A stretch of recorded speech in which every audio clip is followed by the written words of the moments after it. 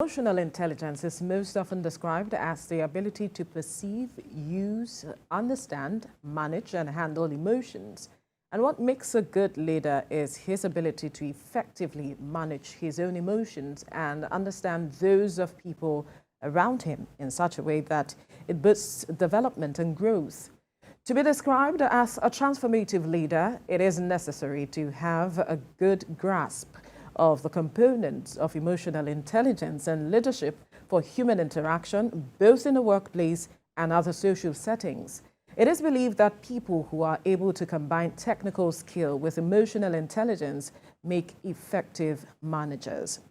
Joining us in the studio is world-class performance strategist, Dr. Abiola Champ Salami. Good morning. Good morning. Thank you for joining us. Thank you. It's good to be here. Some will tell you that with the situation in the country, emotional intelligence is something that should be put at the back, that they just react based on how issues, affect them. But in a situation, let's look at what's happening around us, economically, socially, and otherwise. How critical and how important is, relating with people using emotional intelligence? Great question. And I like what you said about the economy and what is going on around us currently. And the beginning of applying emotional intelligence to relate with other people is starting with relating with ourselves, the individual. Emotional intelligence orients us that the beginning of leadership is not about looking at other people or looking at people who occupy positions and pointing fingers. The beginning of leadership is looking at the man or the woman in the mirror. And so with that, it makes us know that there's a place of personal responsibility in all this.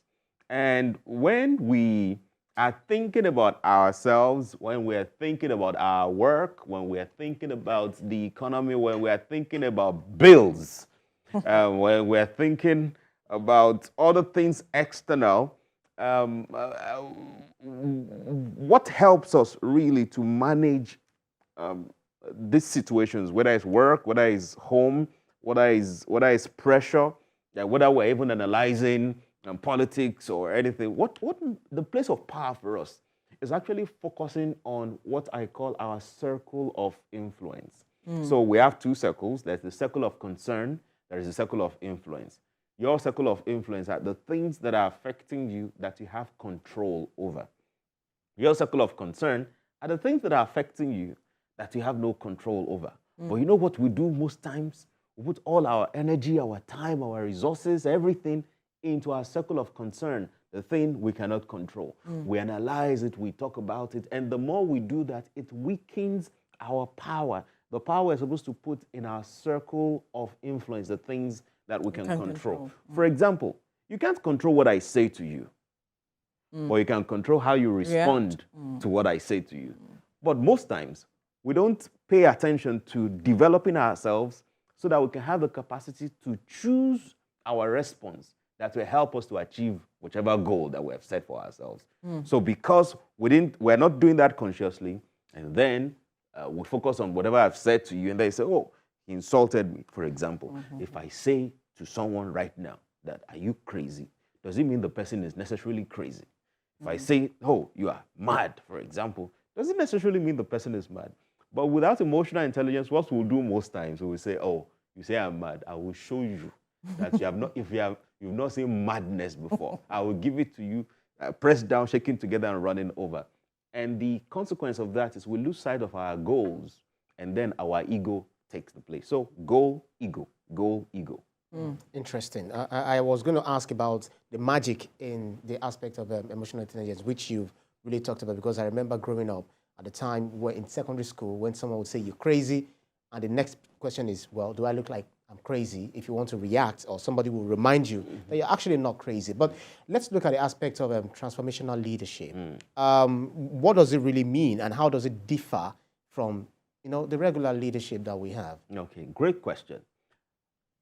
Erroneously, we generally believe that leadership is about occupying a position. So you look at the CEO, you look at the head of a department, you look at the governor of a country, of a state, you look at the president of a country. But that's not what really leadership is about. It's not about position. It is about disposition. A position is you are occupying a space of authority, of responsibility. Disposition is you have the necessary skill sets to manage the office that you have, that you are in. So it is possible for somebody to have a position without having the disposition. I mean, there are in corporates, for example, there are many reasons where you have people elevated from one level to the other, and then you have this individual leading a team of maybe 20, 50, or 100, but the person doesn't necessarily have the leadership skills to ensure that they deliver on the responsibility, on his responsibility, for leading that team. So leadership is not just about position, occupying an office, about what they wrote in your offer letter that you are now the manager or the CEO or head of whatever. Leadership really is about having the traits to lead. And one of the most important traits for leaders to cultivate is emotional intelligence, which begins with the leader leading himself or herself first. Because what makes you a transformative leader is that you can even lead yourself first. It's not just about leading people. I mean, that statement about do what I say, not do what I do. And so transformational leadership begins with exemplary leadership, example, leading by example. And emotional intelligence is at the base of that, equipping the leader to be able to dispense his role or her role effectively. Interesting. Well, so much to unpack from that, but let's quickly perhaps break it down to what people can understand with regards to emotional intelligence in leadership. What are the skills that determine, okay, I have emotional intelligence and I know how to use it to lead people. I wonder if you're understanding what I'm saying. Yes. So let's break it down so those who are watching understand what that skill set is. Now, great question. And I will answer that question and I will add something else to it to give us a robust understanding. One of the skills that is required for a leader in emotional intelligence is empathy. Empathy says seek first to understand before you are understood. Empathy says that avoid the temptation of bringing your years of experience into every conversation you have with the people you are leading. Nigerians, no, you can't take that. It says that you avoid that temptation, that you want to begin by paying attention to the people you lead, by listening to them. Not just listening to the words that they speak, but listening to them in totality. Experts say that there are three aspects of communication when people are communicating, as we've been communicating now. There are three aspects. There is visual, there's vocal, there's verbal. Verbal is the words that we use, and they say it's just 7%. Vocal is how we sound, that's 38%. Visual is what people see as we speak, that's 55%. Action speaking louder than voice. So louder than words. Yeah. So what makes you that transformational leader? One of the things that makes you that transformational leader is you have empathy, that you can seek first to understand before you are understood, that you understand that the fact that you have 10 years experience, 15 years experience, 20 years experience doesn't necessarily mean that your experience will really automatically count in every issue in the discussion.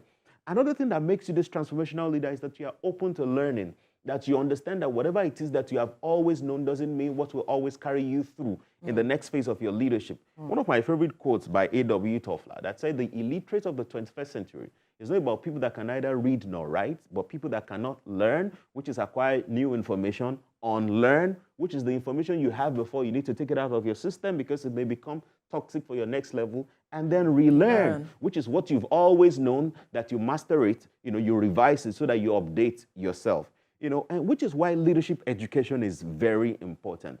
Some of the issues we complain about, leaders, we point fingers, accusing fingers at them. Leadership education is important, which is why what we do, with the work that we're doing, which is why, I wrote The Magic of Emotional Intelligence, which is why we're putting together some boot camp to bring leaders together, to educate them. Leadership education is very important. So develop emotional intelligence, develop the attitude of learning, and there are 12 skill sets anyway in emotional intelligence. One of which you mentioned is empathy. Empathy, yes. What's the second? You didn't mention the second. At least give us 5. Okay, 5. Okay. So let's go back to the beginning. First is self-awareness, which is you leader, know yourself. self-awareness. And the other one is self-management, which is by virtue of the knowledge you have about yourself, you can choose what you say and what you do so that you can achieve your goal. So that it is not your ego that is on the way of achieving this goal, right? So there are 10 others, you know. There's empathy. I've talked about empathy. There is organizational awareness, which is you understand the power play within the organization. You know who has authority and who has influence. The fact that this person is sitting in the office does not mean that person is the one that has influence to help your goal within the organization you're working. So how do you discover that? You know, great one. Teamwork and collaboration, building synergy. Synergy equation says 1 + 1 is greater than 2. 1 + 1 is greater than 2. How do you activate? Meaning that if I can deliver 5 and you can deliver 5 on your own, then the addition of what we can do working separately is 10. But if we come together, that what we will deliver will be greater than 10.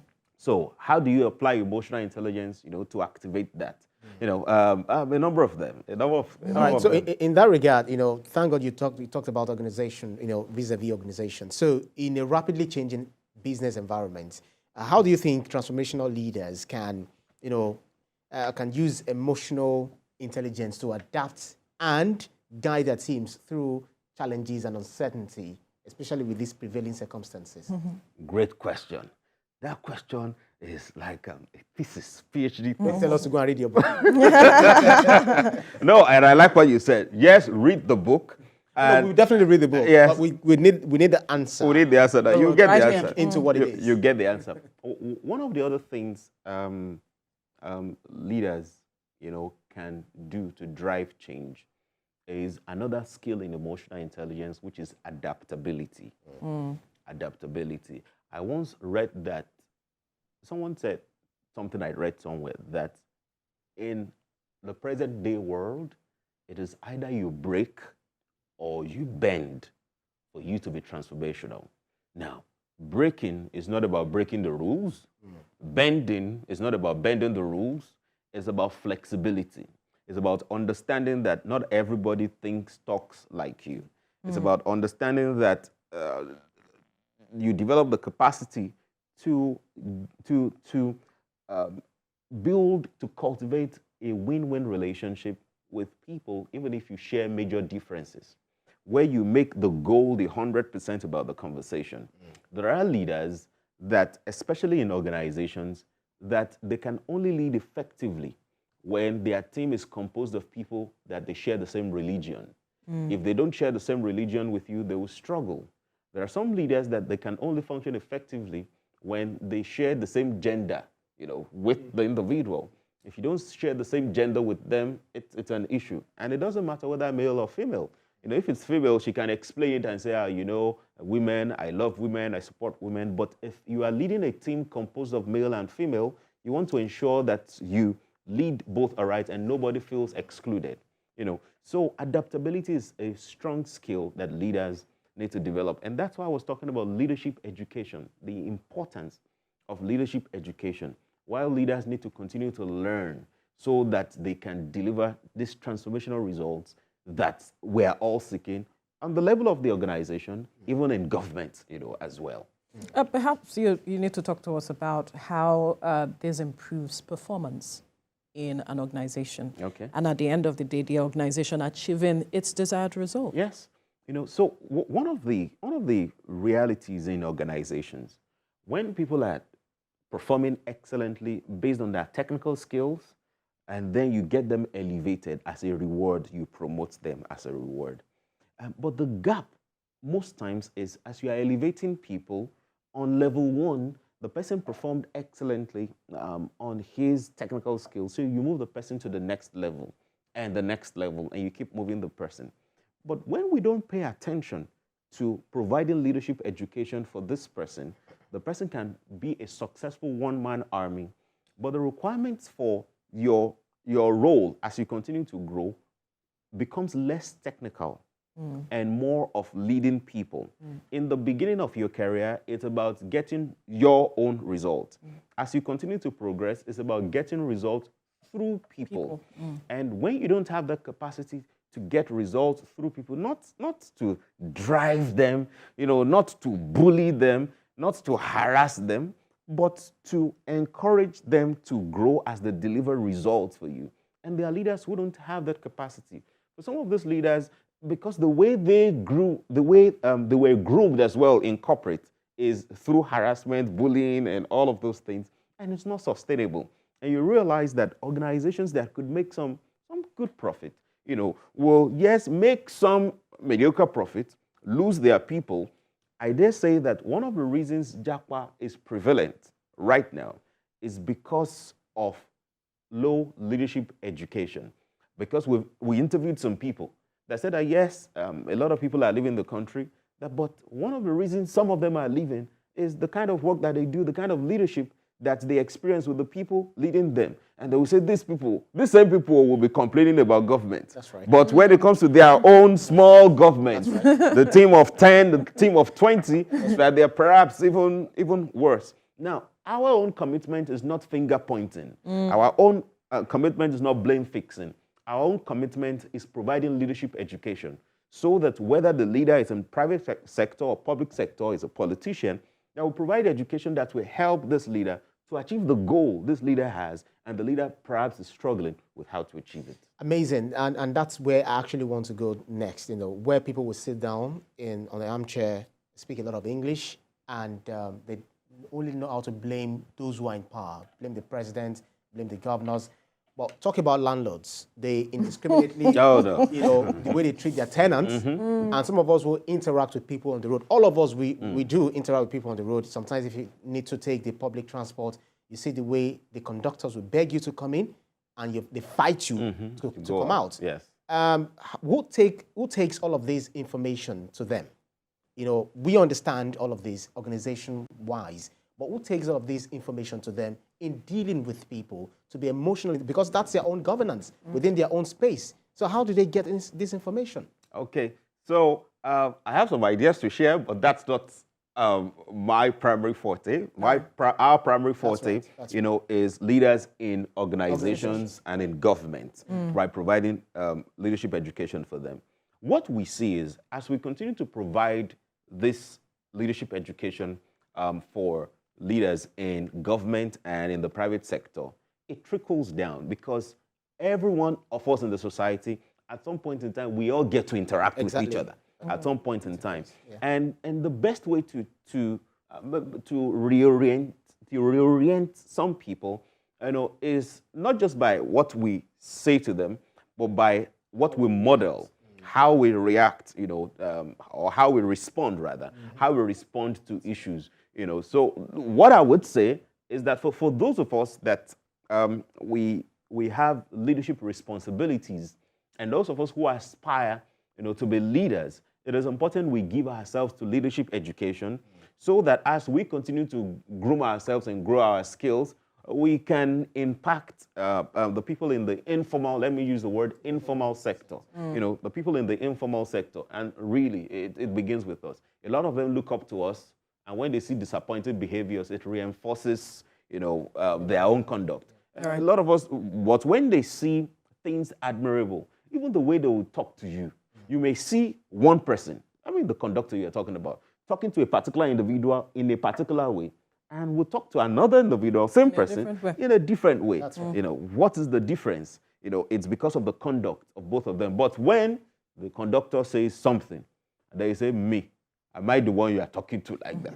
Then you roll your sleeves, and then there's no difference. But sometimes you have to show that side so they can, just... Typical of the way women harassing people on the street whenever they drive. That's not true. That's not true. That's not true. That's not true. But sometimes when they are learning to drive, they beg everyone on the road. But when they know how to drive, they become the kings and the lords.